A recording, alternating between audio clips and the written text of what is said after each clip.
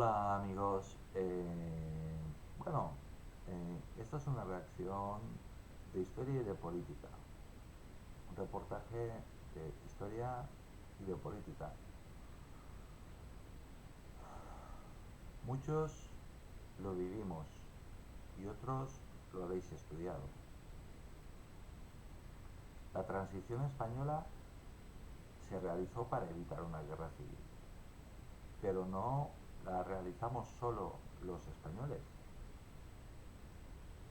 Hoy os voy a contar qué sucedió realmente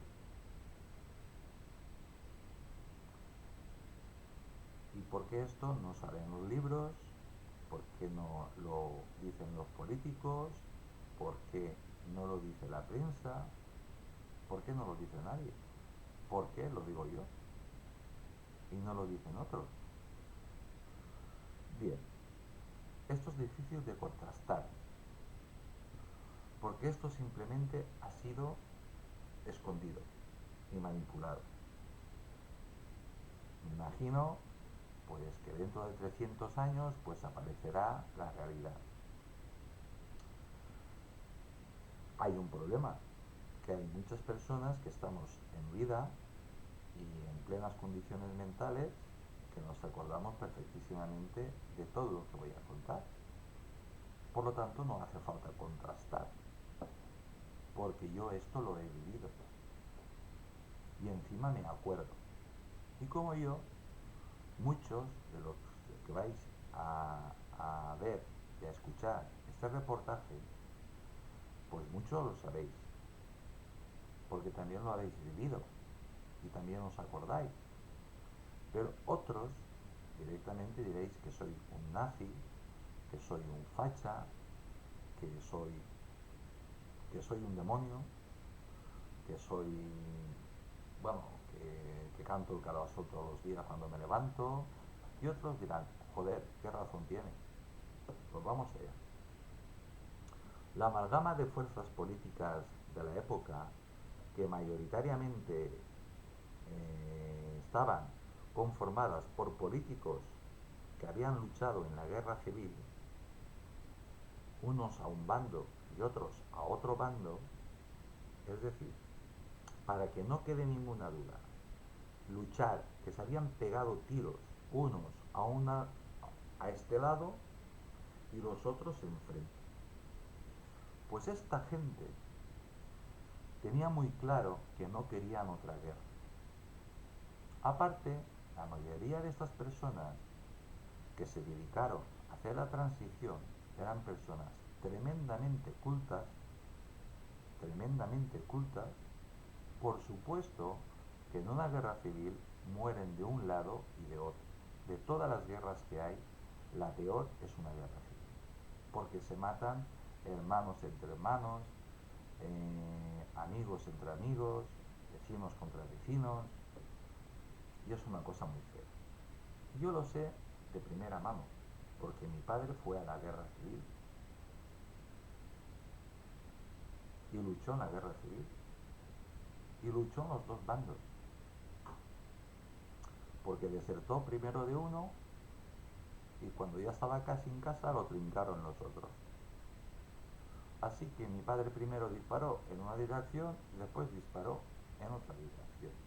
Hasta que al final consiguió por fin salir de aquel infierno y regresar a casa, y él, que conocía muy bien, perfectísimamente, las montañas, pues se hizo un refugio.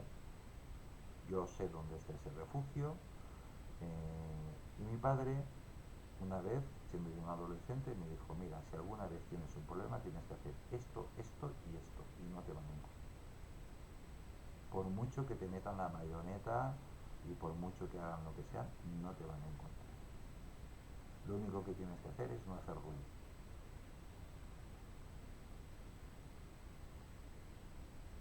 Y me dijo dos otros sitios donde esconderme, y me lo mostró. Fijaos la paranoia que se le quedó a mi padre. Por cierto, no hablaba nunca de la guerra, pero arriba estaba pues varias cosas suyas de la guerra, pues, por ejemplo la máscara antigas, sus cinturones, sus correajes, sus cartucheras y más cosas. Muchos regresaron con armas a casa. Mi padre no regresó con armas, o por lo menos yo no las encontré. Bien, pese a que el poder del régimen de Franco estaba intacto y el ejército estaba a las órdenes del rey, de don Juan Carlos I, que heredó de Franco todos sus poderes, de facto, el rey don Juan Carlos I era un monarca absoluto. Era un monarca absoluto. ¿Y cómo le hemos pagado? Preguntaoslo vosotros mismos. Primera pregunta, ¿cómo le hemos pagado? ¿Cómo le hemos pagado? Porque él nos dio la democracia. Y él se quedó sin apenas poder. Comparado con el presidente de la República de Francia o de cualquier presidente de cualquier república, tienen infinitamente más poder que el rey de España. Que eso, lo único que se guardó para él fue ser el jefe del Estado, rey de España y jefe, capitán y general de las Fuerzas Armadas. Es lo único que se guardó para él. El resto lo dio al pueblo español. Y así le hemos pagado a don Juan Carlos I. En el exilio está, con el consentimiento de su hijo, de Felipe VI, que es rey porque su padre lo quiso. Porque su padre lo quiso. Lo quiso y lo decidió conscientemente hacer de su hijo rey. Hubiera podido aplicar la ley sálica y poner a su hija mayor, que seguramente lo hubiera tratado mejor. Tanto que se ha escrito y ha dicho falsamente, pues nunca se ha reconocido oficialmente por nadie la inmensa generosidad de las Cortes del régimen que se autodisolvieron para que España prosperase. Mirad, las Cortes del régimen estaban formadas por los vencedores de la guerra civil.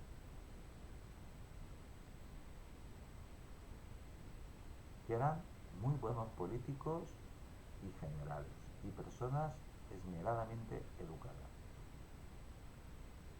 Por supuesto que la izquierda va a decir que mentira cochina, que eran todos unos cafés. No, no. Eran personas muy educadas, tremendamente patrióticas, que habían ganado una guerra, y que tuvieron una generosidad ejemplar. Tenemos que recordar que en esas cortes la mayoría habían luchado una guerra civil. Jamás ha sido reconocida la grandeza de su gesto. ¿Habéis visto en algún libro de historia, algún periodista, habéis escuchado algún periodista que cuente lo que hicieron las Cortes Generales?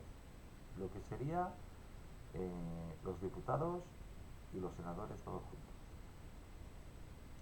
¿Alguien se imagina a las Cortes que hay en la actualidad, el Congreso de los Diputados,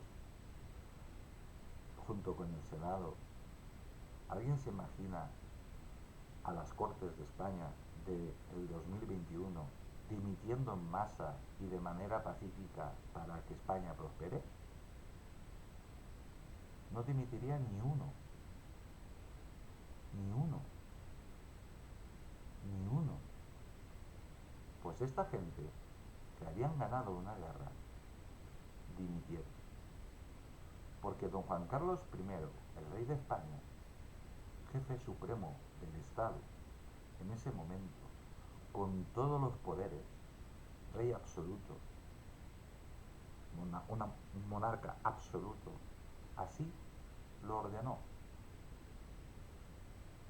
No lo ordenó, lo pidió. Y ellos obedecieron, dimitieron. Todos. Unos, pues más de acuerdo, otros en total desacuerdo, pero todos obedecieron. Las grandes potencias extranjeras presionaron para que España se convirtiese en lo que es hoy en día, pero no hay de olvidar que cada potencia miraba por sus propios intereses. Y así nos ha ido. Tenemos un rey que no tiene poder, y eso que es el jefe del Estado. Tenemos un rey que por no cumplir, no cumple ni con su obligación de vivir en su residencia oficial, que es ni más ni menos que el Palacio de Oriente, el Palacio Real de España. Vive en el complejo de la Moncloa, don Felipe VI, en su chalet de lujo, de soltero, que se hizo para, para follar todo lo que le diera la gana, separado del Palacio de la Zarzuela, donde residencia de sus padres, que tampoco vivieron nunca en su residencia oficial, que es el Palacio Real.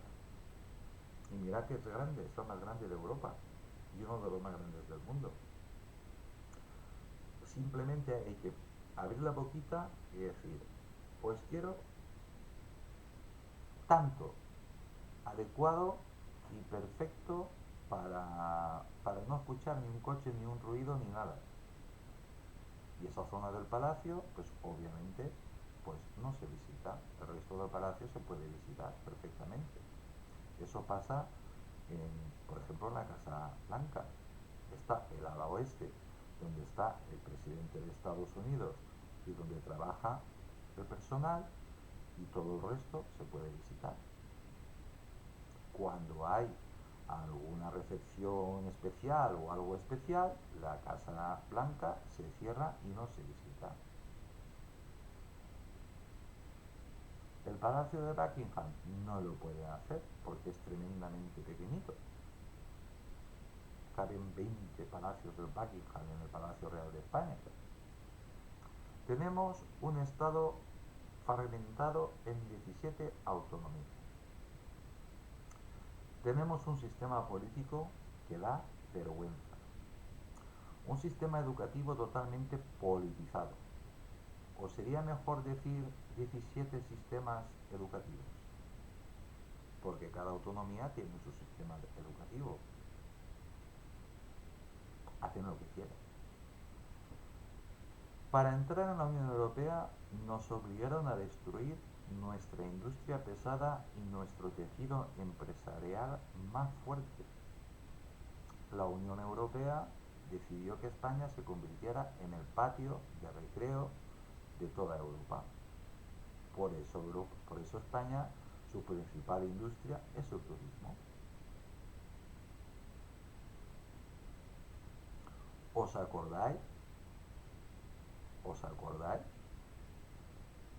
Cuando entró, cuando entraron los socialistas con un poder abrumador, con una mayoría de casi 300 escaños, que se atrevieron con tantos escaños, pues se atrevieron y derribaron los altos hornos de las Vascongadas, los altos hornos de Sagunto, echando un montón de gente a la calle sin trabajo, y destruyeron toda la industria pesada de España siguiendo las órdenes y las instrucciones que nos marcaban nuestros queridísimos países de la Unión Europea. Nosotros, para comprar acero, si necesitamos acero lo tenemos que comprar. En aquella época nosotros no teníamos que comprar acero, lo fabricábamos nosotros y era del mejor del mundo. La corrupción a todos los niveles está generalizada, a todos los niveles. La mayoría de los alcaldes de poblaciones de 8 o 10.000 habitantes para arriba cobran más que el presidente del gobierno de España. Pero eso no es nada. Cualquier presidente de cualquier región o autonomía cobra el doble o el triple. Y hay algunos que cobran muchísimo más y originan muchísimo más gasto que la Casa Real Española.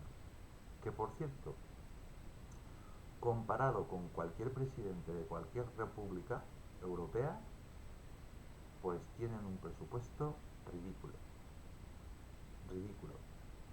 Solo hay que entrar en un ayuntamiento para ver el ejército de funcionarios, todos colocados a dedo por diferentes alcaldes. Y yo lo sé porque yo, en la última fase de mi vida, antes de enfermar, trabajé en un ayuntamiento. Sé perfectamente cómo se manipulan las oposiciones y cómo se hacen estas cosas. Y en esto de la corrupción no hay colores ni ideologías. Aquí da igual que seas de derechas que de izquierdas. Yo recuerdo, muchos de vosotros recordaréis, que cuando llegó Felipe González, que iba vestido con un traje de pana, todos ellos iban vestidos, los socialistas, con trajes de pana, porque no tenían dinero para comprarse trajes buenos. Al poco tiempo, pues cuando empezaron a tocar el dinerito, pues se compraron trajes de verdad, trajes, trajes, y la gente se lo echó en cara. Que pronto se habían enriquecido y cuánto habían robado, que cuando entrara a la derecha nos robarían. Joder, joder. Resultó que la derecha robaba tanto más que la izquierda. Aquí roban todos. Debe ser genético, lo debemos llevar en la sangre. Y los pocos que nos robamos, pues tenemos que ser una excepción muy excepcional.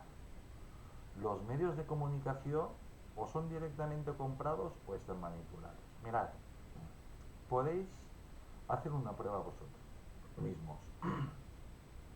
Hoy o mañana, mirad las noticias. Todos dicen lo mismo. Y encima dicen la misma noticia más o menos al mismo tiempo. Haced la prueba durante una semana. A ver si es verdad o es mentira. No cuesta nada. En España no se enseña. No se enseñan los valores de la patria, ni el respeto a los símbolos del Estado. No se corrigen errores. Comentario. En Francia, cuando se detecta que el Estado está plagado de errores, se corrigen con la creación de otra república y en este proceso se corrigen todos los errores. Y cito a Francia porque es nuestro vecino de arriba, porque no es monárquico y es una república.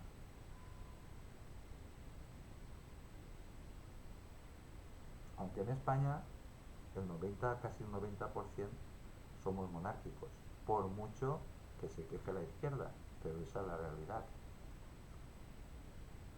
Pero en España podríamos adaptar esto, podríamos adaptarlo. ¿Sabíais que en Francia existen más de 50 idiomas diferentes, aparte del francés?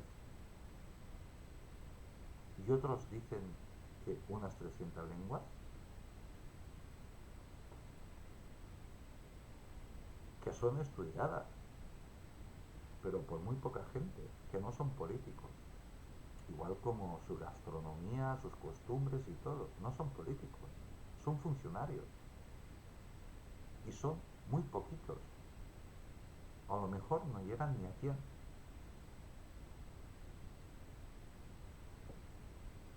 Ni a 100. Porque Francia es un estado totalmente centralizado.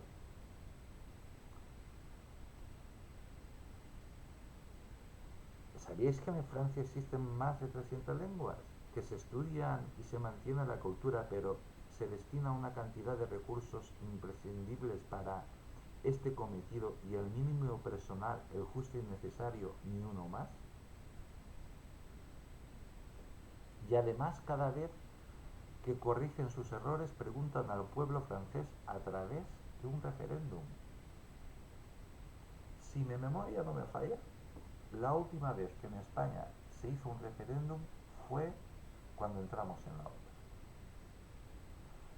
¿Sabíais vosotros que nosotros no elegimos al presidente del gobierno? ¿Eso lo sabíais? Eso es un comentario. ¿Vosotros sabíais eso? Que tú cuando votas, tú no eliges al presidente del gobierno, que el presidente del gobierno lo eligen los diputados. Es más, lo elige, lo confirma el, el, el Consejo de Ministros, que ha nombrado previamente el presidente del gobierno, que ha sido propuesto por el Congreso de los Diputados para ser presidente. Y es entonces el rey cuando le pide que forme gobierno. Nosotros no elegimos al presidente directamente. En Francia sí, en cualquier república también. ¿Y por qué se hizo repúblicas? Para los de la izquierda. Pero en otros países que existen monarquía también lo hacen así. Lo elige el pueblo, no los diputados o los lores, los comunes. Bien, aquí en España el sistema es diferente. Tenemos una monarquía parlamentaria en la que el jefe del Estado es el rey, que comparado con el presidente de la República Francesa tiene menos poder que mi gato. Tiene menos poder que mi gato. España es un país de tradición monárquica. El rey debería de vivir en su residencia oficial y hacer uso de sus poderes. Por ejemplo, siéntate en el trono, siéntate en el trono. El trono es para ti, es para los reyes. No lo han hecho para mí. Siéntate en el trono, haz uso de los símbolos del poder. Eh, Debería de vivir en su residencia oficial, que es el Palacio Real, y debería de tener como mínimo el mismo poder que el presidente de la República Francesa. Por ejemplo, ¿alguien sabía esto? De que el presidente de la República Francesa tiene infinidad, pero muchísimo poder más. Por ejemplo, puede cesar a un presidente del gobierno. Por ejemplo, puede cesar a un gobierno. Incluso puede disolver las cámaras cuando le dé la gana, sin consultarlo con nadie. Puede hacer muchísimas cosas, pero muchísimas cosas. La ley de España no puede hacerlo. Además, España debería de dotarse de mecanismos para regenerarse políticamente, y esto incluye al rey. Esto incluye al rey. Si el rey no es bueno, pues oye, si no hay nadie pues listo o preparado o lo que sea, pues regente, un regente. Si el regente tampoco es bueno, se busca otro, hasta que sus hijos sean mayores, y si tampoco sirven, pues entonces, pues regentes hasta que salga uno bueno.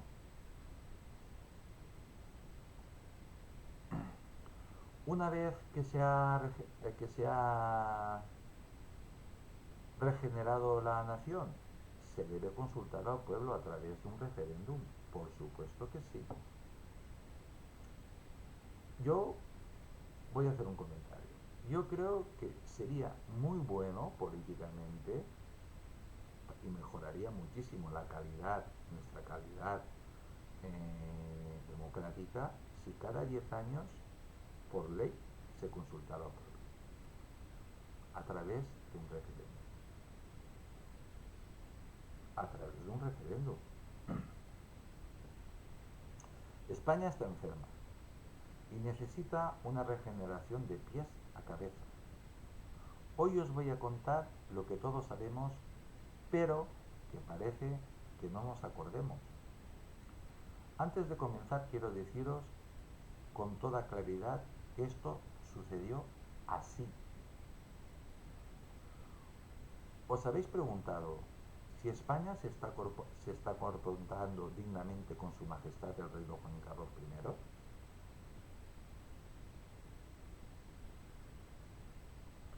por si no lo sabéis, se tuvo que exiliar por la presión de la izquierda, por el acoso de los medios de comunicación ante el silencio de la derecha. España ha olvidado que si tenemos esta democracia es por voluntad de don Juan Carlos I, que como buen Borbón, borracho y putero, quien esté libre de pecado, que tire la primera piedra. Que tire la primera piedra. Él no se quedó con todo el poder.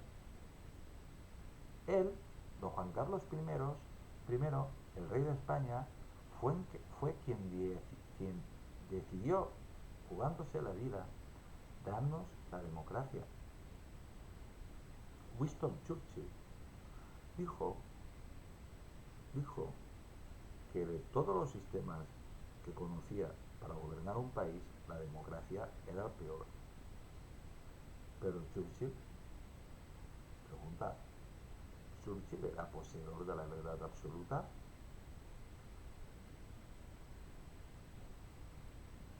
El rey fue quien decidió darnos la democracia, don Juan Carlos I. El rey, don Juan Carlos I, tenía todo el poder político y militar, y además no estaba solo. Estados Unidos veía con buenos ojos tener al rey como un monarca absoluto, y junto a Estados Unidos Gran Bretaña y un montón de naciones repartidos por toda Europa y por todo el mundo. Porque lo que diga Estados Unidos, pues vamos nosotros detrás. Pero don Juan Carlos I, que era un demócrata, que se ganó la enemistad de la derecha, de la extrema derecha, de los que habían ganado la guerra, le llamaban traidor, pues él quería que España fuese un país democrático, lo más democrático posible. Tan democrático que se quedó con casi nada de poder. Pues todo se lo debemos a él. Es una vergüenza lo que España ha hecho con don Juan Carlos, rey de España. Y todos callados, incluido su hijo, el rey Felipe VI. España es un país caínista, con una clase política que da vergüenza, con partidos políticos que en cualquier país de nuestro entorno serían ilegales e incluso estarían en la cárcel. Nos guste o no nos guste, esta es la realidad. La transición, de la transición a la democracia, cosas que no sabías. Y yo añado, cosas que no sabías porque no has querido saberlo, porque no has querido enterarte, porque miras a otro lado. Bien, pues hoy, si estás aquí, te vas a enterar.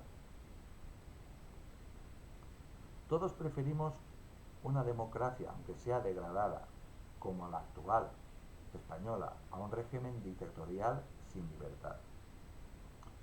Pero esa militancia democrática no nos impide ver la verdad y reconocer que nuestros políticos nos han mentido sobre el franquismo y su historia. Y cuando digo nuestros políticos, digo todos, los políticos de derechas y los políticos de izquierda. Todos nos han mentido. La falsa democracia española ha mentido y engañado sobre cómo era la España de 1976. Los políticos de la democracia pretendieron pintar al franquismo como un sistema fracasado, contrario al pueblo, dictatorial e inmisericordia, cuando si bien es cierto que en aquel régimen tenía un déficit importante en libertades, también es verdad que acumuló éxitos sorprendentes y casi milagrosos, en muchos aspectos nunca superados por la gestión de los partidos políticos que gobernaron después. Sí, sí, estoy hablando de los partidos, de todos los partidos, sean de derechas o de izquierdas, que han gobernado en la etapa de la democracia. Este canal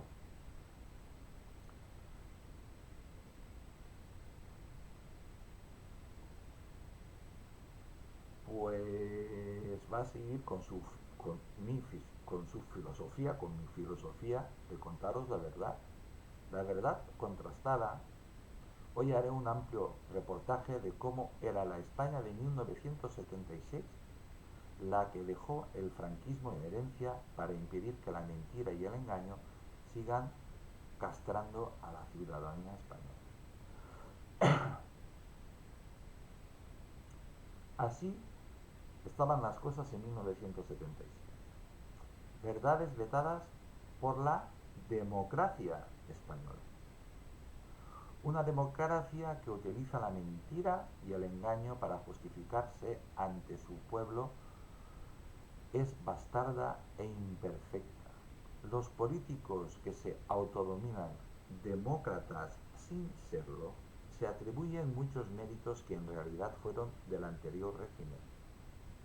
Hace pocos días, Felipe González, en una conferencia pronunciada en el Foro Jolly de Sevilla, atribuyó a su mandato la creación del Sistema Nacional de Salud y señaló a Ernest Lluch, el que fue ministro de Sanidad, como el artífice de ese sistema, pero ocultó eso. Por lo visto, Felipe González, ahora la vejez, tiene memoria selectiva, o la ha tenido siempre, porque ocultó la verdad de que en el franquismo creó 292 residencias hospitalarias, 500 ambulatorios, 527 consultorios y 96 residencias concertadas. Comentario. Los que somos mayores, los que tenéis mi edad, 60 años, sabemos que esto es verdad. Mirad, hoy he ido yo al hospital y una chica muy joven de las que están en recepción me ha preguntado: ¿usted lleva mucho tiempo aquí? Yo digo: ¿aquí en este hospital? Dice: no, no, en los hospitales. Yo le respondí: la primera vez que me operaron tenía 6 años. Yo tengo polio desde los 18 años, desde los 18 meses. ¿Quién creéis que me operó cuando yo tenía 6 años? ¿Felipe González? ¿Ernest Lluch? No, me operaron los médicos del régimen, que eran tremendamente buenos. Por cierto, el médico que me operó a mí también tenía polio.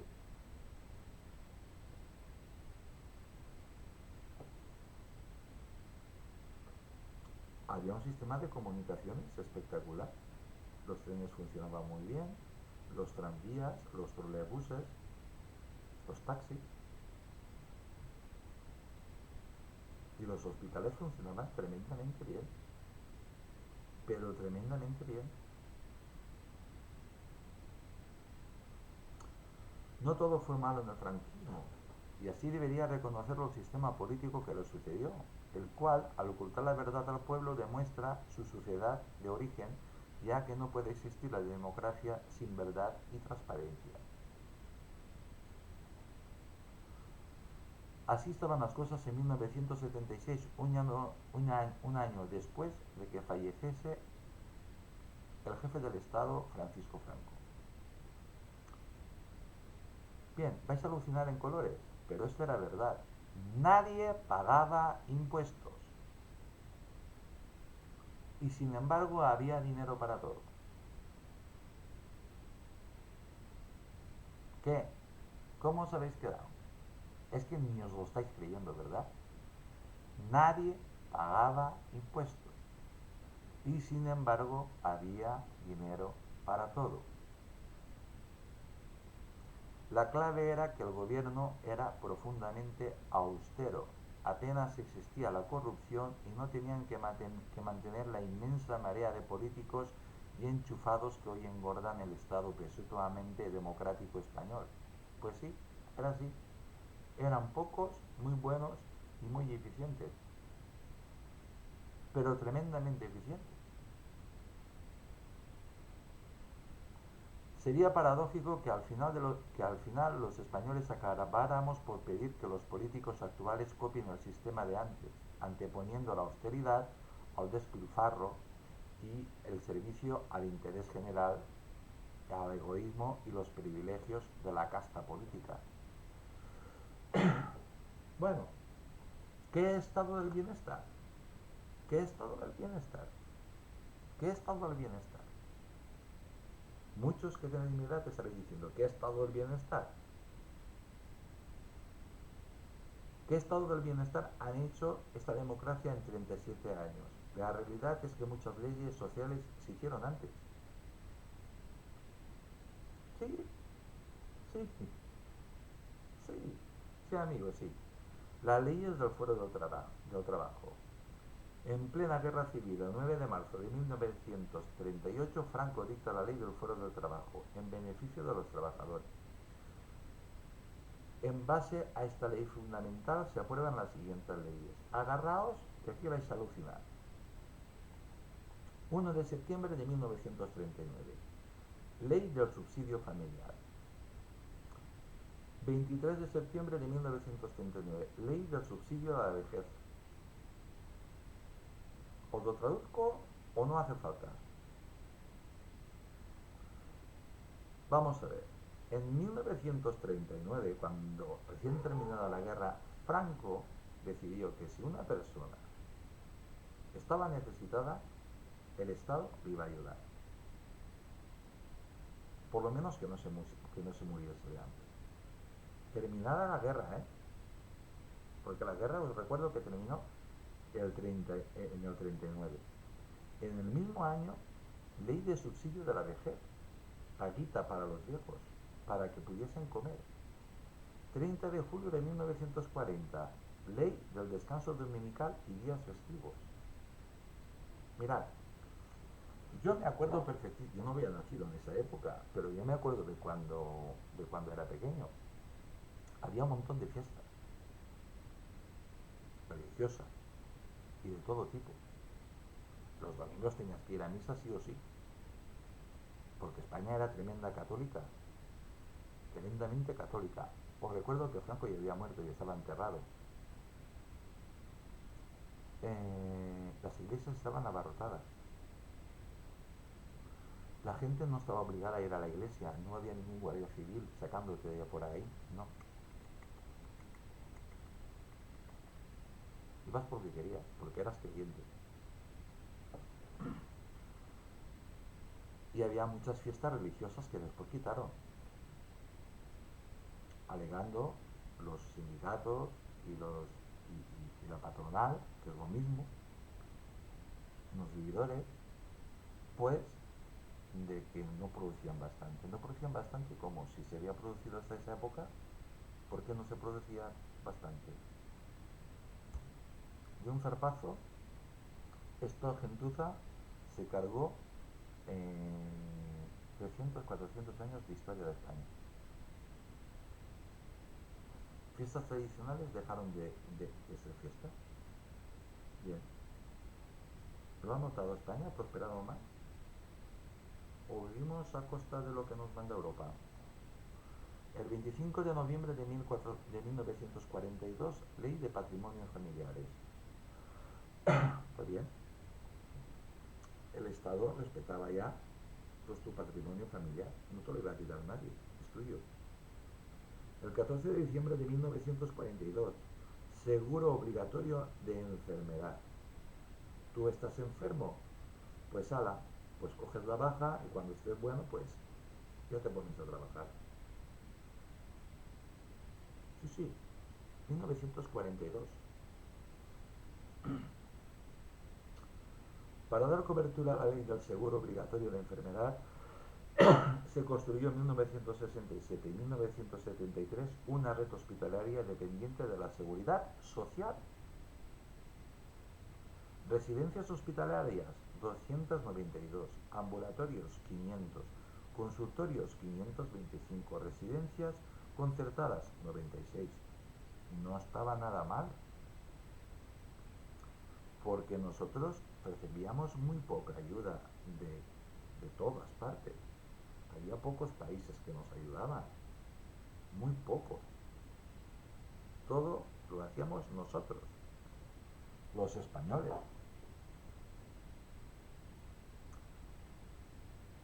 Si hubieran pillado en aquella época a esta gente que mete la zarpa donde no debe, lo hubieran fusilado. Directamente lo hubieran fusilado. El 26 de enero de 1944, contrato de trabajo, vacaciones retribuidas, maternidad para las mujeres trabajadoras y garantías sindicales. Sí, es verdad, había solo un sindicato, el sindicato vertical, pero funcionaba muchísimo mejor que todos los sindicatos que hay en la actualidad. Contrato de trabajo, vacaciones retribuidas, maternidad para las mujeres trabajadoras y garantías sindicales. Si tú tenías una queja de la empresa en que estabas trabajando, acudías al sindicato vertical, y yo me acuerdo perfectísimamente del sindicato vertical. Yo conocía a varios que eran del sindicato vertical. Si estos no podían ver una cosa, era una injusticia. Una injusticia. Actuaban inmediatamente y contundentemente. El 19 de noviembre de 1944, paga extraordinaria de Navidad. Sí, sí, lo hizo Franco. No lo hizo la democracia, lo hizo Franco. Por mucho que le duela a la izquierda y por mucho que lo quieran ocultar. El 18 de julio de 1947, paga extraordinaria del 18 de julio. ¿Por qué creéis que se paga la paga extraordinaria en el verano? Porque antes se pagaba el día 18 de julio y cambiaron la fecha del 18 de julio porque esa fecha es muy simbólica para, para el régimen de Franco. 14 de julio de 1950. Reforma del IMP para una mejor cobertura de la acción protectora del Instituto Nacional de no sé qué, pública, algo así. 22 de junio de 1956, accidentes de trabajo. Tú tenías un accidente de trabajo y la empresa se tenía que preocupar de que tú te curaran y que tu familia comiera. No estaba nada mal para 1956. Que comíamos gracias a las vacas que nos mandaba y a la carne que nos mandaba Argentina.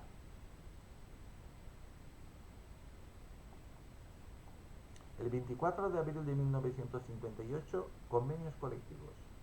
Sí, muchos dirán, sí, el sindicato vertical. Sí, sí, pero lo que te aseguraban ahí en los convenios colectivos eran trabajo para toda la vida. Trabajo para toda la vida. ¿Cuánto pagaríais vosotros por tener un contrato con un sueldo decente que te permita vivir y que sepas que es para toda la vida? Los famosos llamados contratos indefinidos que no lo son. Pues eso en el 58. El 23 de abril de 1959, mutualidad agraria. En esta ley se encuadran 2.300.000 trabajadores del campo por cuenta ajena y propia. De esto entiendo yo algo. De esto entiendo yo algo. Porque mi padre era campesino jornalero. Pues bien, con esta ley de 1959, pues en mi casa hubo una gran desgracia. Cuando nací yo, a los 18 meses, pues aquí en España hubo una pandemia grandísima de poliomielitis, que a mí me vacunaron, la vacuna por lo que fuera, por no estar bien mantenido, por lo que fuera, de eso me enteré yo con 40 años. Porque en mi pueblo no hubo epidemia, porque si hubiera habido epidemia, pues en vez de estar, de ser yo el único, habría más. Por lo tanto, a mí me explicaron que habían habido varios lotes en mal estado, que al ponerte la vacuna para inmunizarte, pues te contagiaban. Y a mí, pues me enteré a los 40 años o eso, cuando me lo explicaron. Que no me lo explicaban por mal, sino a título informativo. Y mis padres, que eran tremendamente pobres, humildes, pues encima un niño con polio. ¿Esta ley qué suponía? Pues que si mi padre y mi madre habían heredado o tenían 3 campitos o 4 campitos pequeñitos para hacer hortalizas y poco más, pues y algún viñedo, pero poco, ¿eh? Estamos hablando de jornaleros, campesinos, no estamos hablando de terratenientes, que no se podían ganar la vida con la tierra que tenían, tenían que vivir del jornal de otros. Y trabajaban también las mujeres en el campo, realizando trabajo que estas feministas que hay hoy en día ni de coña lo harían. Dirían que eso es explotación. Bien, pues, ¿cómo sé yo estas cosas? Porque hay mucha gente que se acuerda de eso, aún con vida, más mayor que yo, y lo cuenta. Pues eso significaba de que mi padre no tuvo que vender ningún campo para operar a su hijo, ni mi madre. Y me operaron en Valencia Capital. Que entonces llegar a Valencia Capital con las carreteras que había era algo increíble. Y me operaron muy buenos médicos.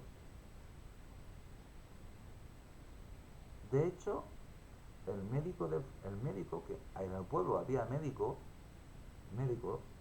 lo que hoy se dice médico de familia, médico de cabecera de toda la vida, pues a mis padres les comentó que yo nunca caminaría.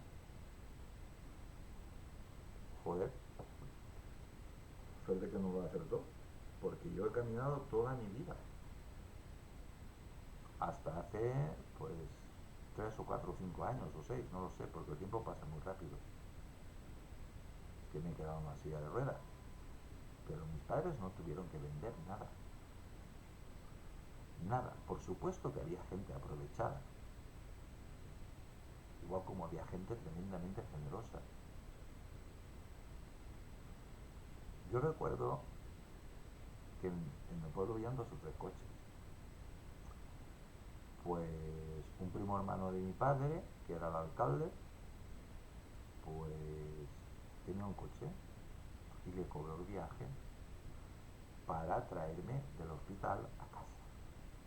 Enyesado hasta aquí, hasta aquí, hasta las piernas. Un agujero para el pito y otro agujero en el trasero. Pues este le cobró a mi padre, primos, hermanos.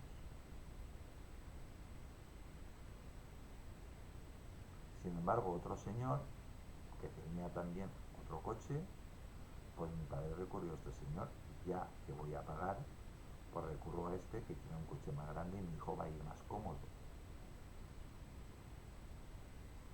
Este señor no cobró nada. Y aparte, este señor, su mujer había preparado una cesta de comida para mis padres, sobre todo para mi madre que se iba a tener.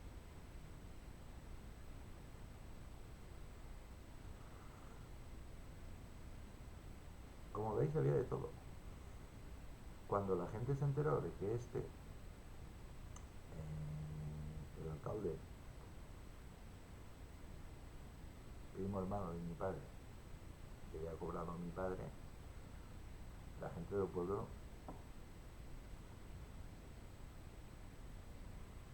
le hizo un vacío espectacular.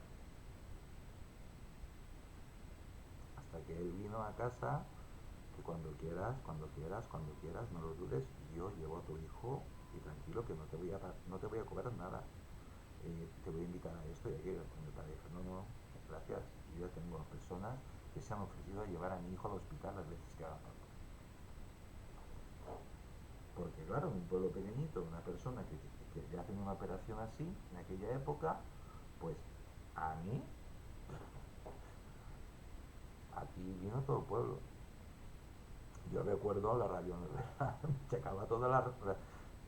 Oía el Rosario, oía las radionovelas, porque en mi casa estaba mi abuela, mi abuelo, mi madre, mi tía, mis vecinas, y en mi casa había a lo mejor 30 personas, pues en vez de estar en la calle tomando el sol, pues haciendo compañía de mi madre que estaba cuidando de mí. Ala, pues así era entonces. 2 de abril de 1961, ese año nací yo. Seguro de desempleo. Si te quedabas sin trabajo, pues ya tenías paro. 14 de junio de 1962, un añito tenía yo. Ayuda a la ancianidad. Ala, ayuda a la ancianidad traducido, paga para la vejez. No eran unas pagas maravillosas, pero te permitían comer y vivir con dignidad para la época. El 28 de diciembre de 1963, Ley de Bases de la Seguridad Social. Se estaba terminando de cuadrar la seguridad social universal. Para todos los españoles, no para todo el mundo, para todos los españoles. Primero los españoles y después los otros. Eso lo hacen en la actualidad todos los países. España no, España somos tan maravillosos que es universal. Tú aquí vienes, vas por urgencias y te atienden, aunque hayas terminado de llegar en patera. 31 de mayo de 1966, régimen especial agrario, más ayudas para el campo. 2 de octubre de 1969, Ordenanza General del Campo, donde se establece la jornada laboral de 8 horas. ¡Hala! ¡Chúpate esa! En el 69, 8 horas. La jornada laboral de 8 horas. Pero aparte, si tú querías hacer horas extras, las podías hacer. Podías trabajar de sol a sol. Pero entonces si se cumplía rajatabla. Las horas se iban doblando cada vez que cuanto más horas hacías se iban doblando. Por eso la gente trabajaba de sol a sol y hacía jornadas a lo mejor 16 horas. ¿Por qué? Porque en esas 8 horas más que trabajabas, ganabas, pues triplicabas lo que habías ganado durante todo el día.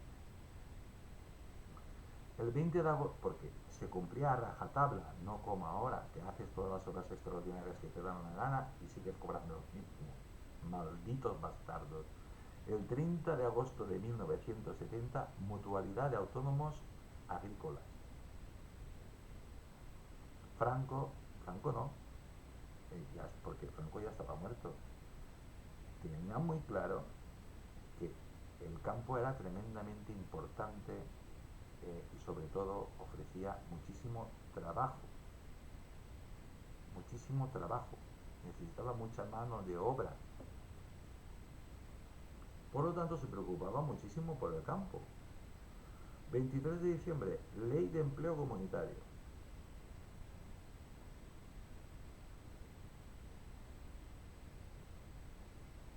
Se preocupaba mucho de que en España todo el mundo tuviera trabajo. Y lo consiguieron. No había paro. No había paro. No había paro. Comentario.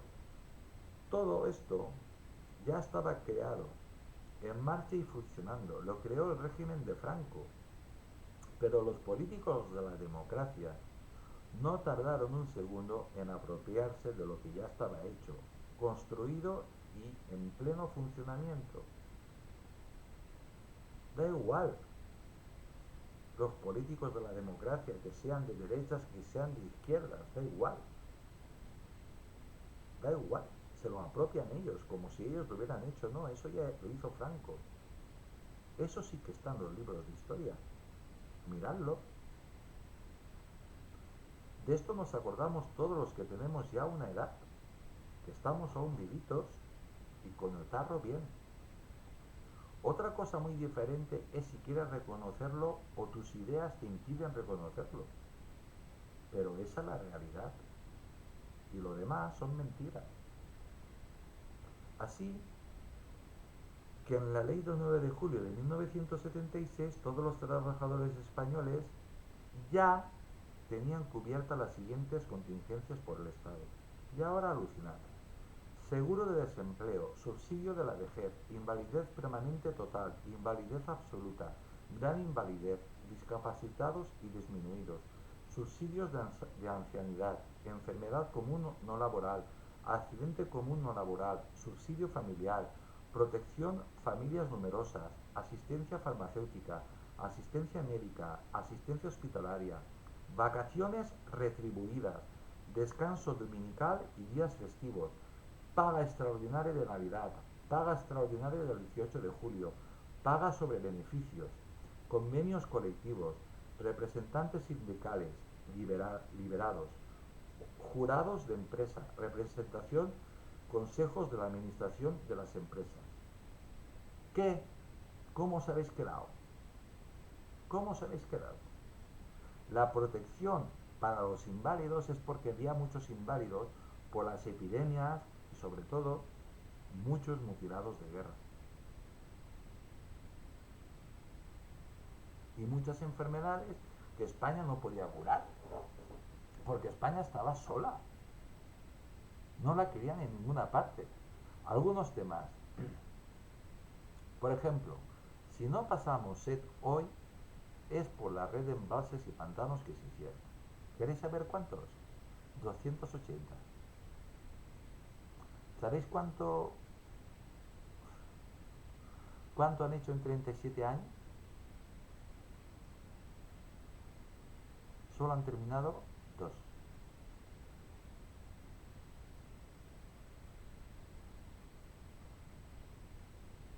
que estaban a medio construir en 1975. Es decir, que ya los habían empezado antes, los terminaron. Y unos pocos más para evitar riadas, sobre todo en la zona del Mediterráneo, que es donde se produce la gota fría. Y esta decisión se tomó cuando la presa de Tous, en la Comunidad Valenciana, no pudo soportar el caudal de agua y se rompió, provocando cientos de miles de pesetas de la época de daños, infinidad de daños y lo peor, muchísimos muertos. Yo recuerdo esa fecha como todos los valencianos. Inmediatamente en todos los pueblos el ayuntamiento abrió las puertas de par en par y era una riada de gente llevando de todo. Comida, mantas, ropa, de todo, juguetes, todo. Y después, a poco tiempo, el resto de España pues respondió como siempre. Bien, la enseñanza pública gratuita hasta los 14 años. Era una realidad.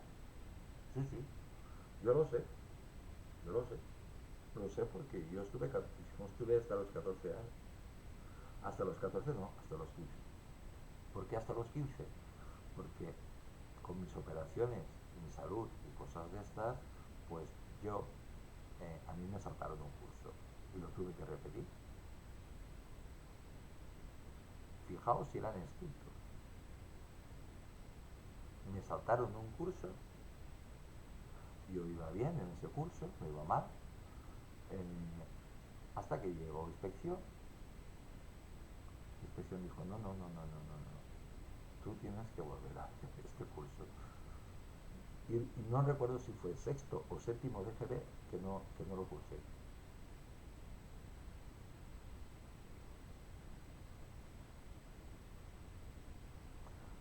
La enseñanza pública gratuita hasta los 14 años era una realidad. Había colegios públicos e institutos de enseñanza media en todas las ciudades y en muchos pueblos de España. Sí, yo lo sé, porque yo fui al instituto, claro.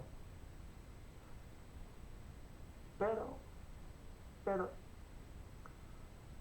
no había trampa como hay ahora. Mirad, para aprobar un examen, primero en la escuela, cuando ya,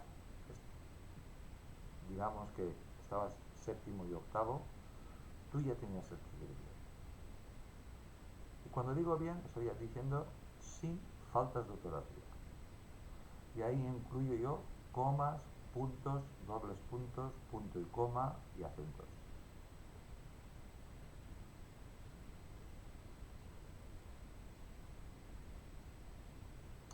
Una falta de ortografía, un punto menos. Te equivocabas de acento, no acentuabas, no ponías dos acentos, o no ponías un acento o una coma, o un acento y un punto, otro punto menos que te restaban. Así que o escribías bien o lengua te la suspendía. Y con una suspendida tú no pasabas de curso. Así que pasabas por méritos. Eso de arrastrar una asignatura de lo que pasa, no, por mérito. O estudiabas y eras bueno o no pasabas de curso. Yo recuerdo a un amigo al que aprecio mucho, que los dos eh, suspendimos y se nos quedó una, a los dos, en el verano. Por lo tanto, teníamos que ir a recuperación en septiembre. En septiembre solo hay una nota posible, aprobado o suspendido. En octavo de GB. Yo aprobé, aprobado. Y él suspendió. Y suspendió con un 4,75. No la regalaron ni 25, ni un 0,25. No se lo regalaron. Tuvo que repetir el curso. Méritos, pasabas por méritos. Yo tengo que reconocer, yo siempre he sido muy malo en matemáticas, tengo que reconocer que aún no sé cómo pasé, cómo aprobé ese, no, no lo sé cómo aprobé, pero aprobé. Aprobé yo saqué, porque era aprobado o suspendido. Era, tú, tú podías sacar un 5 como máximo. 5 y ya está. No se calentaba en la cabeza. Por eso le digo que era aprobado o suspendido. Pero sí que podías saber si había sacado un 0, un 3, un 4, un 2, eso sí que lo podías saber. Pero la nota más alta, 5, que es lo justito para aprobar un examen aquí en España en aquella época. Ahora parece que por hurgarte la nariz, tú te hurgas la nariz, bien hurgadito, y ya te aprueban. O te tocas la chorra, te aprueban. Vos te ponen 10, que bien se toca la chorra este, pues vamos a probarlo. Aprobado. El PIO, Patronato de Igualdad de Oportunidades, llevó con sus becas a la universidad a miles de estudiantes, hijos de familias, formando cualificados universitarios de todas las profesiones, hijos de obreros. Sí, por mérito, por mérito. Tenías que ser muy bueno. Mirad, yo de esto sé un poquito. Igual como se habla así de esto, que eso es verdad que existía, no es menos cierto que las escuelas rurales, como la que yo estudié en una escuela rural pequeñita, esos estábamos destinados a ser la mano de obra barata. Pero claro, de ahí si te salía un alumno o dos brillantes, pues esos tenían la oportunidad del PIB. Y van a tener todas las oportunidades. Y para conseguir una beca, amigo, para conseguir una beca.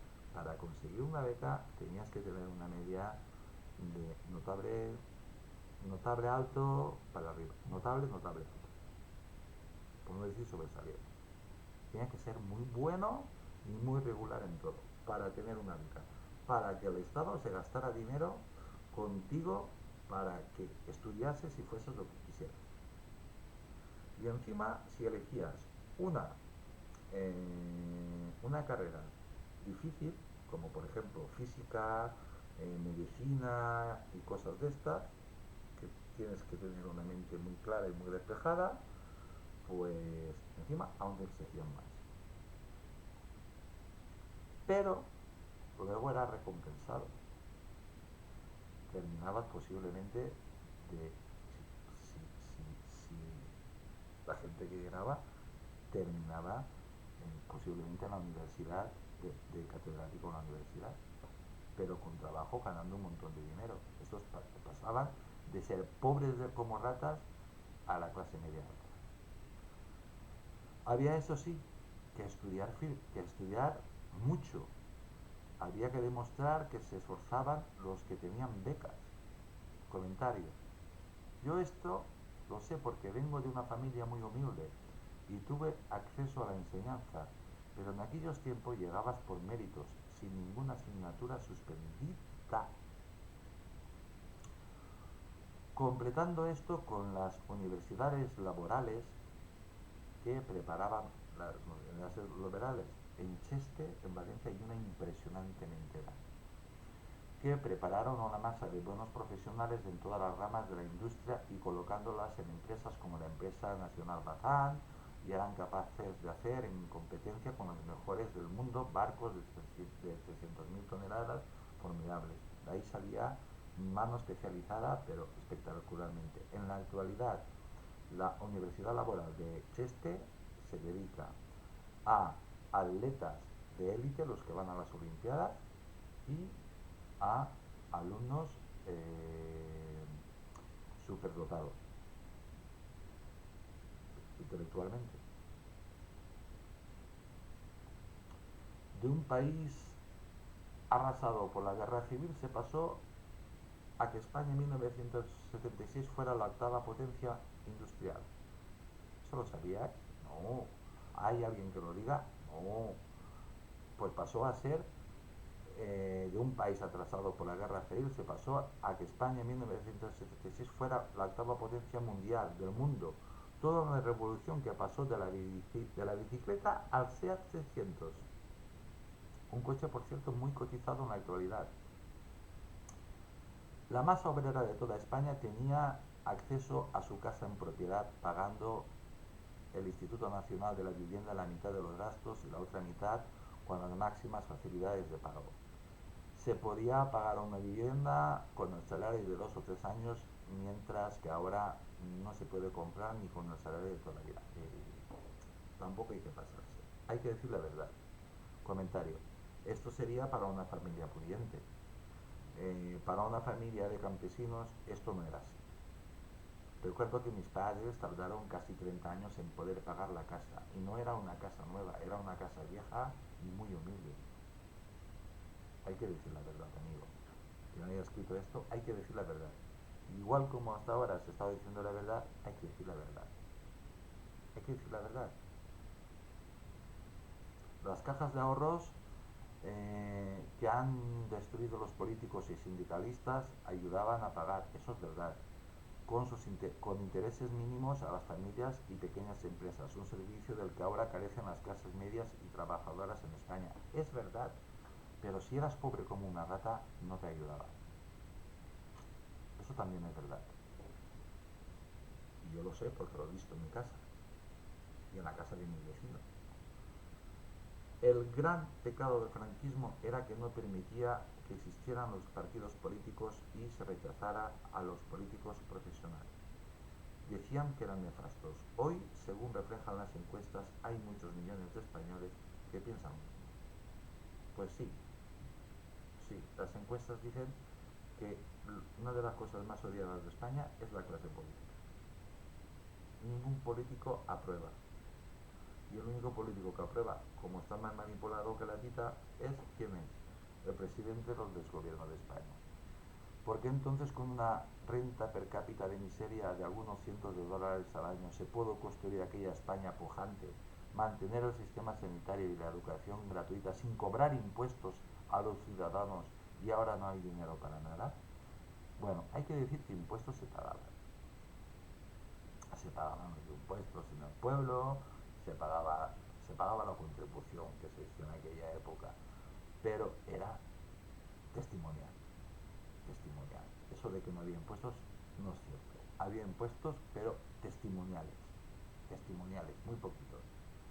Felipe González, en la conferencia antecitada, se preguntaba algo, parecido cuando dijo que en 1982, cuando él llegó al poder, con una renta per cápita que apenas llegaba a los 4.000 dólares, pudo construirse y mantenerse el sistema de salud y hace 3 años, con 30.000 dólares per cápita, el gobierno de Rajoy decía que hay que recortar porque no queda dinero para pagar la sanidad pública. ¿Por qué? Porque aquí roba todo Dios.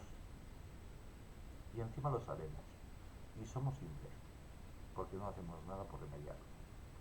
La respuesta solo puede ser, esto es una opinión, claro, mía, la respuesta solo puede ser una. Ahora se roba y se despilfarra tanto que apenas queda nada para el bien común. Pues sí, yo pienso igual. Tras analizar todo esto, la conclusión, a pesar de las mentiras del sistema, surge limpia y clara. En aquellos tiempos no había políticos profesionales, partidos políticos insaciables y organizados como mafias, ni sindicatos vividores chupadores de gamba, ni comunidades autónomas preñadas de aprovechados y de gerifaltes superflues, superfluos, arrogantes y despilfarradores, ni nacionalistas desatados con su odio purulento a España, ni tanta corrupción galopante en las instituciones, ni una centísima parte de los políticos que hoy existen sin capacidad alguna para justificar sus abultados patrimonios. Pues oye, pues es una realidad. Y eso lo sabemos todos los españoles. Muchos nos preguntamos, ¿y por qué no hacemos nada? Bien, que un político pueda mentir de la forma que hizo don Felipe González, atribuyéndose la creación de la seguridad social, y nadie lo diga, le diga embustera, indica el grado de incultura a que hemos llegado. Hay que decir que para mí Felipe González es de los mejores presidentes, el mejor presidente que ha tenido España. Para mí, para mí. Y yo no soy militante lo fui, pero yo no soy militante del Partido Socialista. Ni creo que lo vuelva a ser. De hecho, estoy en el polo opuesto. En el polo más opuesto. Estoy en Vox. No estoy afiliado, pero voto a Vox. Pero ¿por qué votas a Vox? Me preguntarás. Pues oye, pues porque me he leído una cosa que os deberíais de leer todo. Su programa electoral. Leed los programas electorales, que ese es el contrato que hacen los partidos políticos con sus votantes, con España. Eso es lo que es un programa electoral. Y si no lo cumplen, pues os mandéis a la mierda, que es lo que hago yo. Por lo... Me dicen, pues si has pasado por todos los partidos y si esto no lo cumples, porque eso ya me lo han dicho, has pasado ya por el PSOE, por el PP, bueno, el PP pasé obligado. Y después cuando vi lo que vi, que allí mandaban tres y los demás todos aplauden, pues me largué y me fui a Vox. Y si hay algo, si Vox no cumple, pues oye, sí, yo no soy partidario del voto en blanco o de no ir a votar, pero si hay que hacerlo, se hace. Es que eso siempre beneficia al que más votos saca, por eso yo no lo he hecho nunca. Pero también es una manera de demostrar que no estás conforme con lo que está pasando en este país. Es lo único que nos queda. ¿Por, ¿Por qué lo malo es que los suyos lo aceptaran como verdad y los contrarios lo negaran? No porque sepan la verdad, sino porque intentan desacreditar por sistema lo que dice el contrario. Así es, amigo mío. Quien haya escrito esto, así es. Hay también algo que se insiste machaconamente y que es falso. ¿Y qué es falso? El régimen no fue una dictadura, fue un sistema autoritario, sin partidos, pero aunque los derechos políticos estaban muy restringidos, aquí pone restringidos, yo digo muy restringidos, había libertad en otras cosas y el sistema en general era más justo que ahora. Pues yo creo que sí. Por eso he dicho antes de empezar que me van a decir fascista y de todo. Mirad, yo siempre pongo el ejemplo de la carretera o del camino. Cuando el régimen de Franco, en esta época, en las 76, cosas de estas, había un camino muy ancho o una carretera muy ancha que tú podías ir por donde te diera la gana, pero no te salgas del camino porque vas a tener problemas. Pues eso es lo que había. ¿Creéis que no había una marcha impresionante en aquella época? ¿Creéis que no había fiestas? Entonces la fiesta se llamaba Guateque cuando yo era un niño. Y lo sé porque yo tengo un hermano mayor, 9 años más mayor que yo. Por ejemplo, poca gente sabe que se podía reclamar sobre abusos de la administración, que había pocos porque las leyes estaban claras y se cumplían. Y cuidado no cumplirlas, porque ibas a perder tu puesto de trabajo inmediatamente como político corrupto y la gente te iba a señalar con el dedo. Así que se terminaba tu vida social y todo, lo perdías todo. Todas las reclamaciones se atendían y se investigaban y se daba la razón a quien la tuviera. Bueno, todas, si tenías un buen padrino, no. Vamos, como ahora. Lo que yo veo más positivo es que había unas leyes y se cumplían razonablemente. A nadie se le exigía algo que no estuviera en la ley. Eso es verdad. Se me puede alegar que no eran democráticas, entre comillas democráticas, pero las cumplían todos. Y hay de aquel que no la cumpliera. Ahora las leyes democráticas están hechas para favorecer a la casta. Pensad, pensad. Esto es un comentario mío. Pensad, pensad. Están mal hechas para que los abogados puedan alegar defectos y se cumplen cuando y el sentido que conviene. Sin ir más lejos, los golpistas catalanes ya están todos en la calle. Sin ir más lejos. Por ejemplo, esto es un comentario mío. Por ejemplo, acabo de enterarme hace unos minutos que el valor catastral de los inmuebles se revisa a petición de los ayuntamientos. Por eso cobran tanto los alcaldes, claro.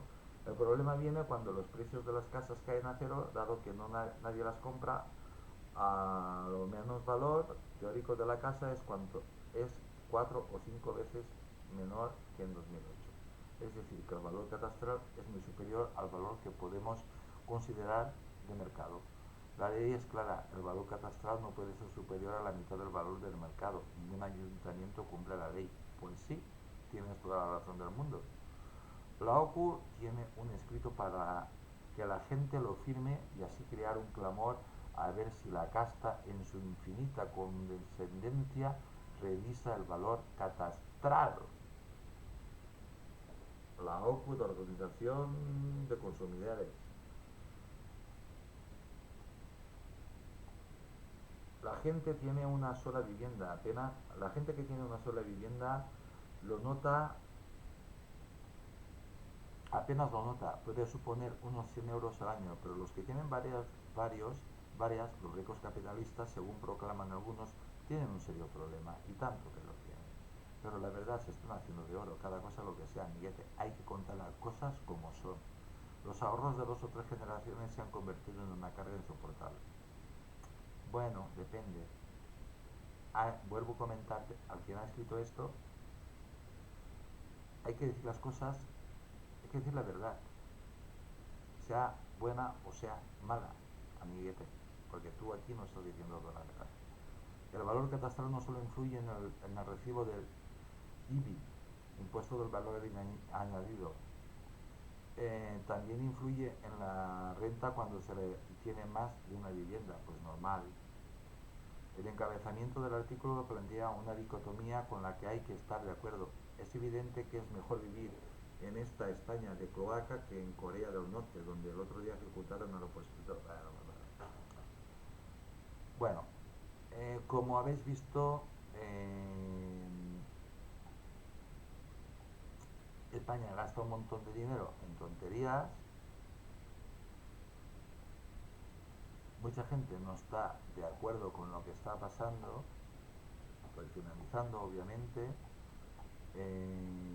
cada vez hay más movimientos que quieren, si no regresar a esto, pues que se refunde España, que se refunda España, porque no es ningún secreto para nadie. Yo creo que todo el mundo nos hemos dado cuenta de que España no va bien. España no va bien. España no va bien y se nota. Y entonces, pues muchas personas piensan que es que hay muchas páginas, ¿eh? Hay muchos sitios donde poder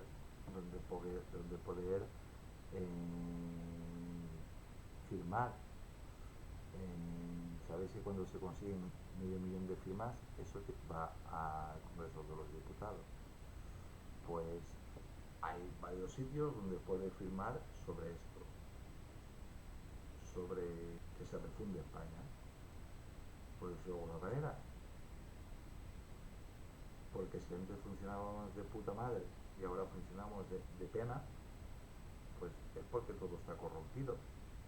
Pues vamos, refundemos España y consultemos al pueblo.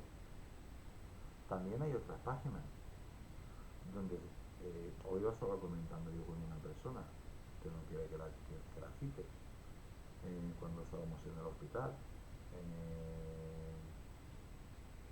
En España se sabe que hay 2 o 3 diputados que no son españoles, que entraron de manera ilegal, que toda su documentación está falsificada. Pues hay una persona, uno de esos 3, ya tiene 1 millón de firmas, que pide que esta persona sea inmediatamente cesada, que el partido político que colocó a esa persona, que es Podemos, sea multado, pero que la multa sea impresionante. Yo no me acuerdo de la cantidad, por eso no os digo. Que esta persona devuelva todo el dinero que ha ganado aquí en España, que todo lo que tenga ahorrado se lo saquen del banco, que lo devuelva, que la detengan, que la juzguen, como ha entrado ilegal y ha estado robando, porque ella no puede estar, ha falsificado papeles, tiene un montón de delitos en su contra, pues entonces que la juzguen, que la condenen, que se aseguren de que la condena sea fuerte, que no se la puedan quitar y que la manden a su país, concretamente es de Brasil. Pero hay más, ¿eh? Y todos están en Podemos. Todos son de Podemos y de partidos nacionalistas. Increíble, ¿verdad? Pues eso está pasando en España ahora, en la actualidad. Como por ejemplo, resulta que hay un sindicato de manteros. Manteros son estos que veis que van con una manta de por ahí, pues también están en Podemos y en grupos nacionalistas. La gente no paga impuestos aquí, está de forma ilegal.